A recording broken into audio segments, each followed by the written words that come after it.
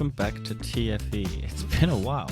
This one's probably going to be a bit of a short episode, mainly just to cover some of the stuff that's been happening in the last, month that we haven't been uploading. We'll just jump straight into Stream That Movie News into my head, where we're just going to basically talk about the Superman and Lois Lane casting for James Gunn's new Superman movie. We got David Krausswet and Rachel Brosnan, and that's pretty much it. I've never heard of either of these two. I think I looked up what they've been in, and nothing that I've seen. I trust James Gunn. I'm sure this guy will do well. I'm sure this lady will do well. We'll just have to see how it goes. And also in other DC news, The Flash is tanking hard. I haven't seen it. I'm debating whether or not to see it because essentially the only screenings that are available are at 8 p.m, at least in the cinema that I can go to, and it's got 3 days left apparently because they don't seem to have updated to have it play in any more screenings. So yeah, I'm debating whether or not I'll even go see this movie. I've seen Spider-Verse 3 times. So I have the review up for that. And then basically Disney, not DC, Disney, a couple weeks ago had a big film slate release date shift, which basically pushed back everything. So Avatars are all new locations. Star Wars are all new. Christ, it's been a while since I've done this. All the Marvel movies are in a different release schedule. Star Wars films are in a different release schedule. Disney's own movies are in a different release schedule. So, yeah, we've got like an entire pushback. So, Deadpool 3 got moved up though. But this is because, well, people have speculated that this is because of the writer's strike, which also happened whilst we've been away. So, yeah, that's happening. Support the writers because they're like, we don't want AI-generated art and we don't want AI-generated stories because, yeah, they suck. But the highlights of this is, like I said, Deadpool 3 got moved up to November 8th, 2024. There are 2 Star Wars movies releasing in the same year of December in 2026. We got all of the Avatar movies got pushed back. I'm just trying to find. So Avatar 3 has been pushed back to December 19, 2025. Avatar 4 got pushed back to December 21, 2029. And Avatar 5 has been pushed back to December 19th, 2031. So, yeah. If you thought the gap between the first movie and The Way of Water was long, the gap between the first movie and the last movie will be insanely long. Yeah, they also renamed Captain America to Brave New World rather than what it was. What else do we have just in terms of things? The 2 Avengers movies got pushed back an entire year. So May 2nd, 2025 and May 1st, 2026. So yeah, so they got swapped. So the Avengers movie that was meant to come out in 2025 got pushed back to 2026. I read that weirdly.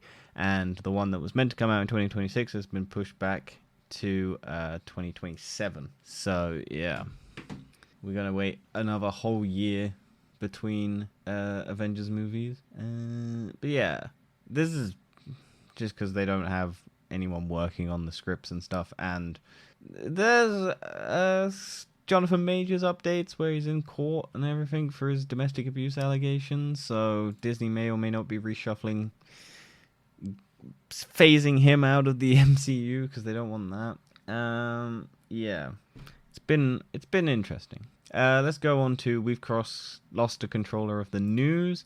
The biggest thing is essentially the Microsoft Activision versus the FTC like court battle thing, where a bunch of stuff came out that was useful, interesting.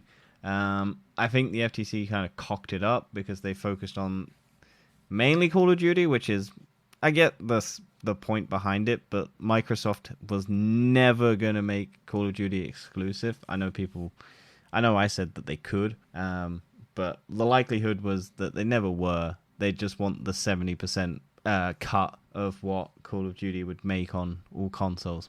So, because that's the thing, there was a leaked document basically from this court battle that basically it was revealed that Sony made, I think, potentially up to 1.6 billion off of it from like 2 years, like 800 million in 1 year, just off Call of Duty sales. And I'm just trying to find it because the problem is it's been a couple days, and the closing arguments and all of that have happened, and it's just we're waiting for the judge to basically decide on the verdict.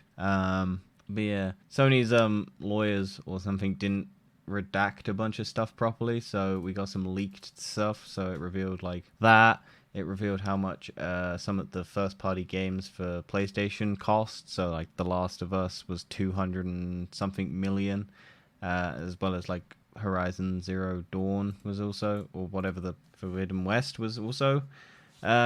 Like a 200 million game, which I didn't find surprising. I don't know why people think games aren't that expensive. Like, GTA 5 cost like over 250 million.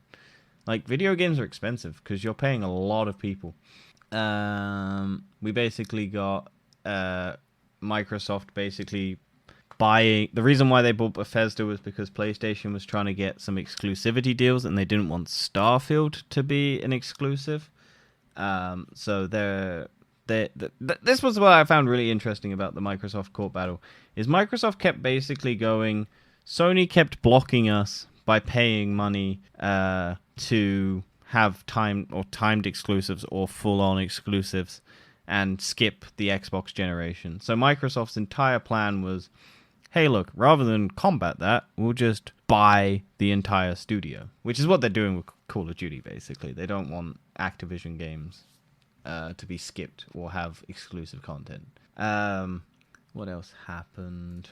A lot of stuff happened. There were so many big reveals and so many big like situations where both parties looked absolute muppets.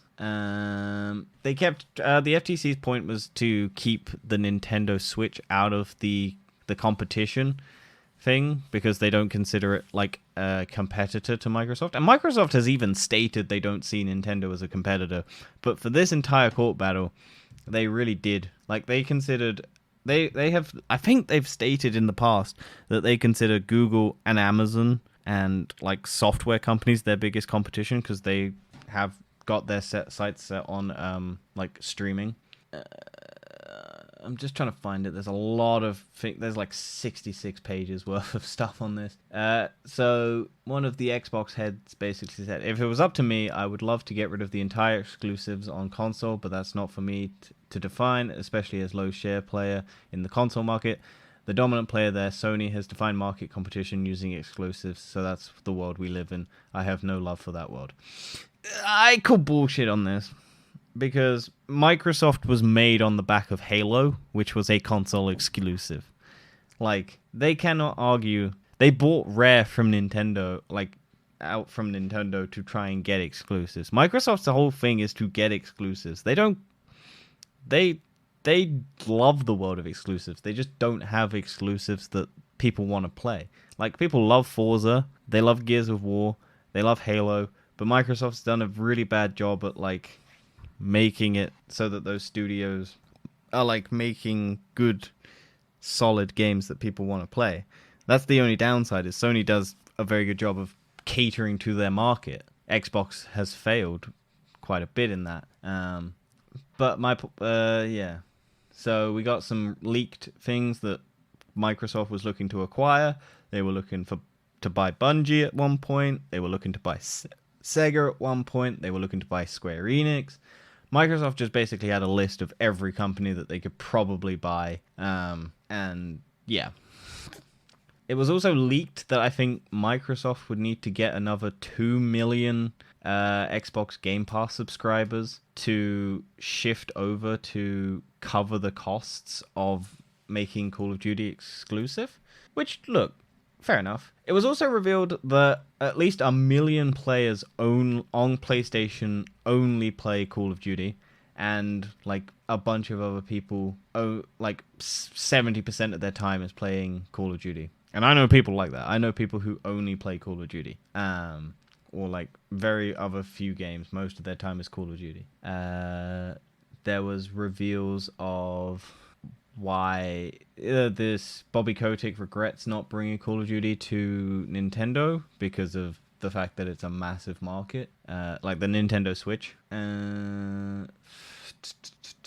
Sony revealed that all developers pretty much hate Game Pass because it devalues their games, because having it day on, they get their games published and the costs covered, but it gets buried in a devaluation because people aren't that attached to it. They use it as a trial, basically, or like it helps in certain aspects, but like most developers aren't a fan of it, supposedly, according to Sony. So Microsoft is Microsoft really wants to get into the gaming market, so they were considering buying, I can't remember who it was, Zynga? I think it was Zynga, but then that ultimately got bought out by someone else, I think it was. And so that's one of the reasons why Microsoft is trying to buy Activision, so that they can get King, because they want to break into the mobile market. What else? Nvidia happy with its Microsoft agreement. So before the trial, Nvidia wasn't happy with this, but then Nvidia got a deal with Microsoft, so they're now happy with it. So it was a bit weird about that. I'm just scrolling quickly through a document by The Verge. They did a pretty decent job at covering all of this. It was revealed that Elder Scrolls 6 is potentially coming out in 2026 because the judge... This is what I found really weird. They didn't get a... This is what I find so weird. They didn't have a judge who understood video games at all. So I don't know how they're gonna make this like decision, because they seem to be very confused by the basic concepts of video game stuff. So they kept confusing Final Fantasy 16, which is a game came out, and they confused it with Elder Scrolls 6. So they went Elder Scrolls 16. Isn't that a game coming out in 2026? Rather than Final Fantasy 16, which is a game that's out now on PlayStation as an exclusive and PC in a year, which is one of Microsoft's arguments, is that Sony keeps blocking Xbox from having games. But the point was... What was my point? Yeah. We got the bombshell email of Microsoft lawyer bringing up an email between Jim Ryan and Chris Deering, former CEO of Sony Computer Entertainment, discussing the announcement of Microsoft's Activision Blizzard deal last year. It is not an Xbox exclusivity play at all. They're thinking bigger than that. They have the cash to make moves like this. I've spent a fair amount of time with both Phil Spencer, Bobby Kotick over the past day, and I'm pretty sure we will continue to see Call of Duty on PlayStation for many years to come. So basically, Deering replied, "This deal would cement Microsoft as a player in the mobile games. If it strikes me more as a King play than Call of Duty." Ryan didn't disagree. Basically, it was revealed, they didn't ever see Call of Duty becoming exclusive because Microsoft would make way too much money off having it on other platforms. Because as they keep pointing out, their player base is very low compared to everyone else. So what's the point of making it exclusive? I don't know why the FTC kept trying to dig on that point. They should have made it so... Because this is what my point is. All single-player games is what Microsoft will do and make it exclusive. Multiplayer games, then it makes no sense to make console exclusive. Especially Call of Duty. It would never make sense to make Call of Duty console exclusive. Microsoft could, and they could offset the cost by just having it on every other console except Sony. But they wouldn't. But I don't think Sony wants to have 70% of all profits go to Microsoft, which was my point.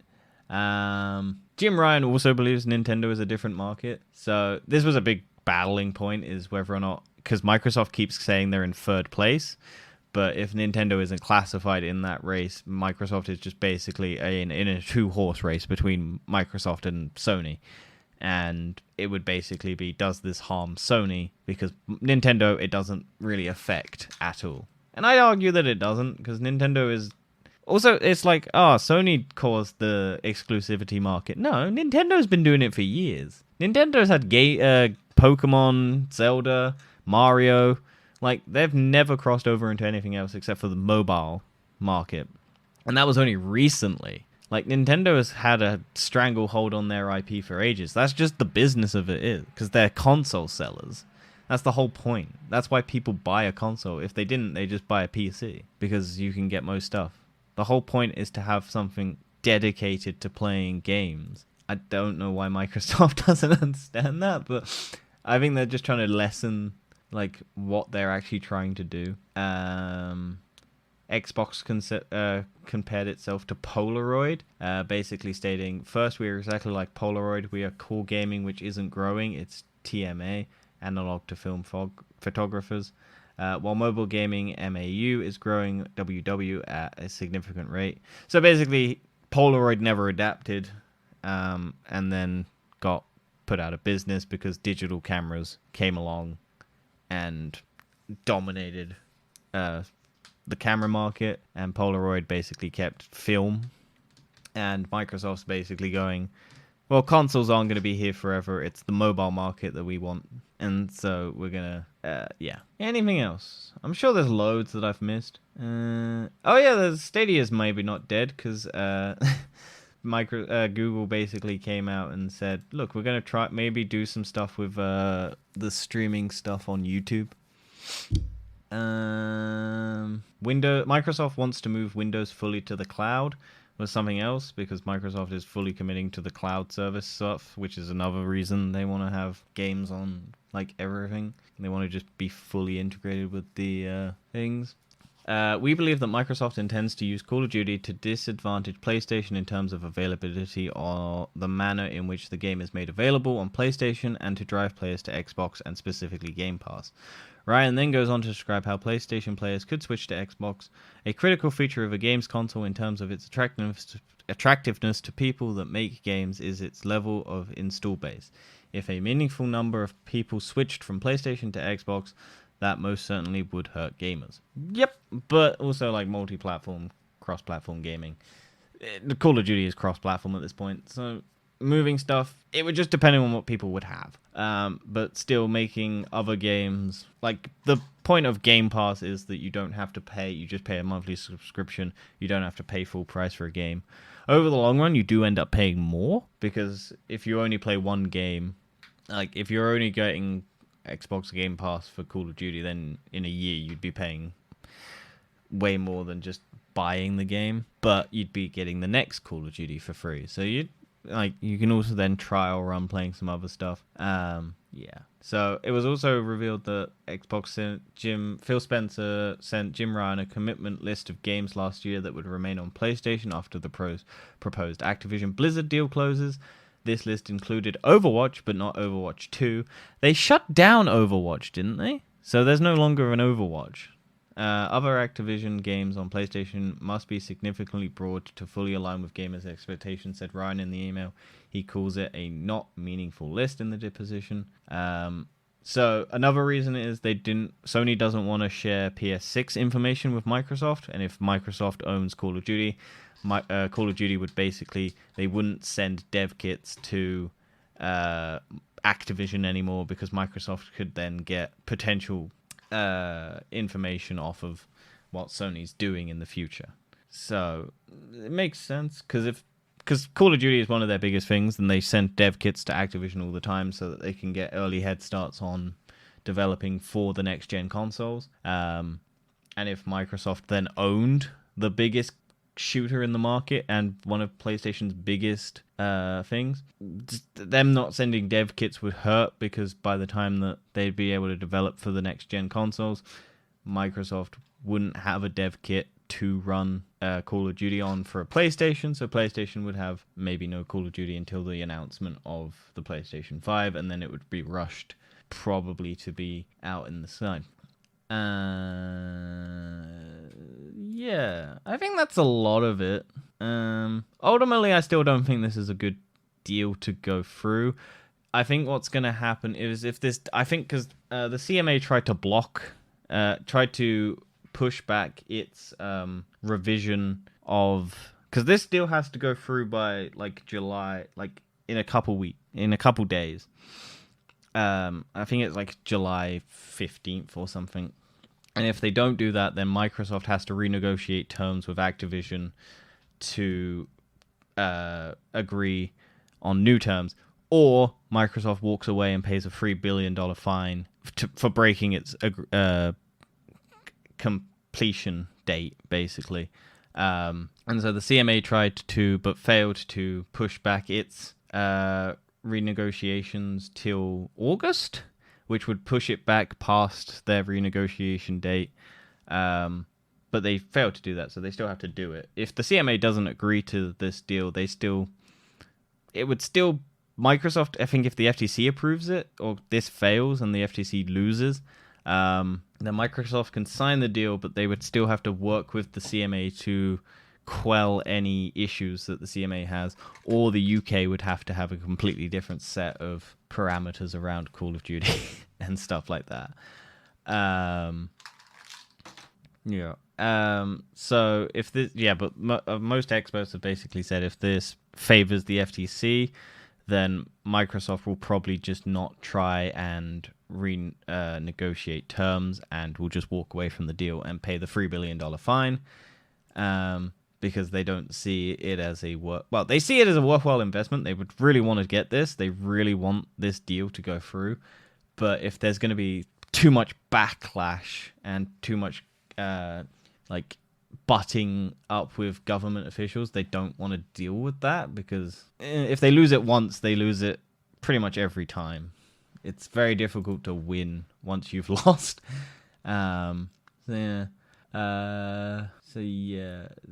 Kotick was asked, why isn't Call of Duty exclusive to a single platform? Kotick said, you'd alienate 100 million monthly active players. So that's why. What else? There's a lot to cover, and this is... Yeah, so apparently, that was the other thing. Apparently, the FTC then reveals Kotick only found out about the Nintendo Switch version of Call of Duty from news reports, and that the agreement also purports to a future Call of Duty game to a future Nintendo console. So there was rumors that, hey, look, Nintendo's got another Switch 2 coming out or whatever. Oh, we found out why Activision removed games from GeForce Now. Was basically because they wanted to strike a deal with Nvidia to get Call of Duty on GeForce Now, but because it was just siphoning it without actually paying or having a deal in place, that's why they made it removed. They wanted to strike a deal to have cloud gaming, but they didn't want to have because I think GeForce Now just takes your Steam library and plays it on GeForce Now, unless the game is blocked. So that's why I think Call of Duty blocked it. So the FTC reveals Activision was looking at putting its games on Xbox Game Pass in 2020, but we made a decision not to include our games on Game Pass as a subscription service. So they were planning on doing it, but they basically ultimately went no. I think it was because Kotick, I don't agree with the idea of a multi-game subscription service as a business proposition going forwards, but we, Activision and Microsoft, can agree to disagree. So he doesn't see it's worthwhile putting Call of Duty on Game Pass, but Microsoft certainly can as a console driver if they own it, because Activision has no stake in Game Pass other than if Microsoft pays them a lot of money to put it on Game Pass. They don't benefit much because they lose out on that initial sale. So Microsoft would have to pay for the initial sales, and Call of Duty makes a lot of money regardless of what Microsoft would pay. So if Microsoft owns it, though, there's no issue putting it on Game Pass because they own the game. Yeah. What else? A lot of stuff. Yeah, I think that's everything. There's a lot of stuff that I missed, probably. But I was very engaged in this because I find it very fascinating. listening to all of these big deals. And I generally didn't think I don't think these are good for competition, because like you're just incentivizing big companies to just go and buy everything up. And then, because as you've seen, that's what I was going to bring out. This is my problem with it, because if Microsoft owned Call of Duty and everything like that, you will see less games come out, because Microsoft won't want their own games cutting into their own games' profits, basically. So it's the same with Disney. As with the Disney-Fox merger and everything like that, when Disney delays one movie, they have to delay an entire schedule of stuff because of how they operate. And if they had a Marvel movie come out at the same time as another Disney thing, it would cut into their own profits. They want to spread it out as much as possible and have enough stuff coming out that when people go to the cinema, it's mostly Disney stuff that they go to see. So you have a Marvel movie, then you have The Little Mermaid, then you have another Marvel movie, then you have a Pixar movie, you have a Star Wars movie. So every time you go to the cinema, at least something Disney related is out. But if Disney decides to delay anything, they have to shift their entire schedule so that they don't cut into their own profits or stuff like that. And so you then have Disney taking up a lot of cinema screens and stuff like that. So Game Pass is like Microsoft owning Call of Duty is the same sort of thing. You'd have like any Activision properties that are potentially coming out be delayed further, stuff like that. It's complicated. I don't know everything. I think there were some big reveals that made Sony look bad. I think there were some big reveals that made Microsoft look bad. I think the FTC did an okay job, but they also fucked up in certain aspects. They pissed off the judge a couple times by asking too many of the same repetitive things.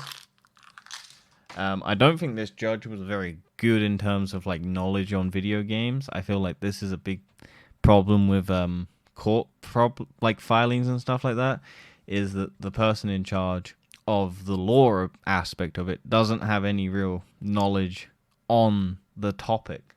So like we don't have a dedicated video game judge and like multiple judges and stuff who understand video games deeply and understand the complicated merging and the business transactions and stuff like that of these companies, who are then making up our laws for this sort of stuff. Like it's like having because I think the fucking Supreme Court just passed like student loan debt is now like you have to pay it. Like they didn't expunge or whatever it is a lot of student loan debt, and it's just a bunch of like old people who aren't really in touch with anything at the moment, basically deciding our laws. So having like a judge who didn't seem to really understand what was going on a lot of the time doesn't seem super beneficial. But hey, look, whatever.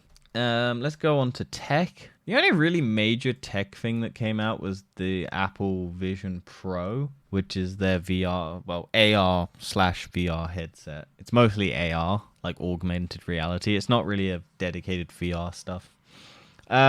Major talking points about this. You get weird augmented eyes using deepfakes and stuff like that pasted on the front using the screens that are on the front, and eye tracking and stuff like that, so people can see not your eyes, fake eyes, as you're talking. It looks ridiculous. I think it looks stupid. I don't know why anyone would want it. It's also so disingenuous. Like it's meant to make it so that you look like you're talking and engaging with people, but you're still got a fucking massive headset on your head, where you're not paying attention to what the person in front of you is doing. It's just so that you can basically pretend that you're listening, but you still look ridiculous. Second point, it has the battery hanging down off with a cable, and my point is that if anyone is out in public with this headset on, please go and take a pair of scissors and just cut that cable, because I think it would be funny. And knowing Apple, that cable is not replaceable, so that headset becomes completely useless. I think the battery pack itself, the little battery thing at the bottom, is replaceable, but I do not think that wire is replaceable, unless it's done by Apple themselves. So there'll be a charge for that, and I just think it's funny that if that headset cable gets cut, it just basically makes the whole thing useless. The spec looks good.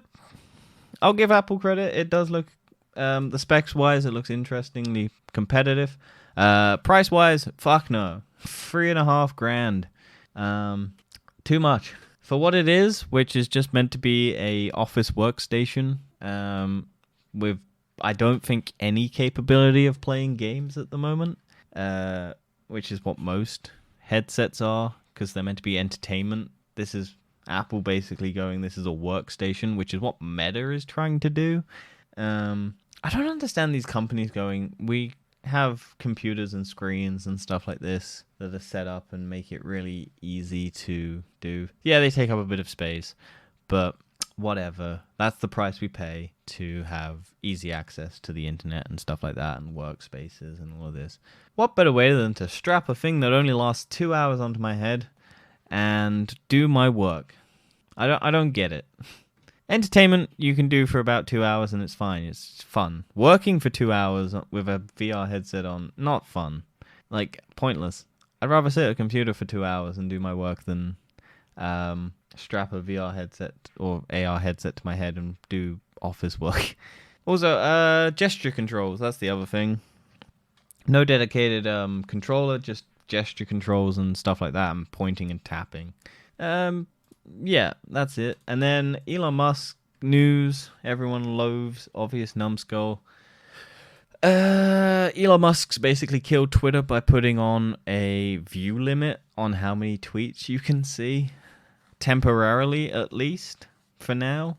And so people are mass exiting the site and going to other ones. He says it's due to daily, status scraping by AI startups for his new paywalls on reading tweets. But yeah, so you can only... What the fuck? Why is my Alexa talking? My Alexa's downstairs. Alexa, stop! Creepy. Really creepy. I didn't even say Alexa. Someone downstairs. There's a ghost.